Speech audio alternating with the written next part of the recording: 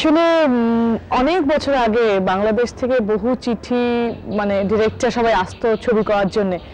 তখন আমার পক্ষে তখন বাংলাদেশের পারমিশনের প্রবলেম ছিল।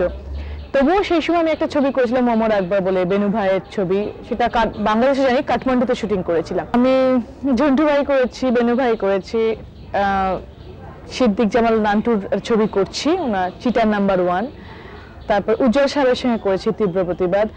আর যে করেছি এটা হচ্ছে কো প্রোডাকশন, আমাদের এখানকার ডিরেক্টর হরনাথ চক্রবর্তী, যেটা হচ্ছে রাজা রানী বাদশাহ। আসলে আলটিমেটলি পদ্ধতিটা একই, কিন্তু যেটা মনে হয় সাবজেক্টে কি তফাৎ আছে। ওখানকার মেন্টালিটি যেরকম ছবি হয়, আমাদের এখানকার মানে ওখানে অ্যাকশন, একটু লাউড অ্যাক্টিং, সেগুলো আমাদের এখানে হয়। বাংলাদেশে গিয়ে আমার একটা মনে হচ্ছে ভীষণ, বাংলাদেশের মানুষ ভীষণ আন্তরিকতা ওদের, মানে খুব সহজে খুব কাছে মানুষ মনে হয়, অনেকদিন চিনি মনে হয়, মেকানিক্যাল নয় লোকজন। এটা আমার ফিলিংস হয়েছে।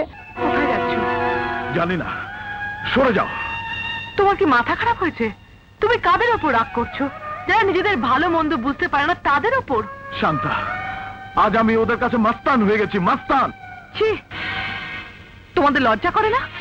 কিছু স্বার্থবাদী লোকের কথায় রাশেদকে ঘৃণা করে দূরে সরিয়ে দিতে চাইছো?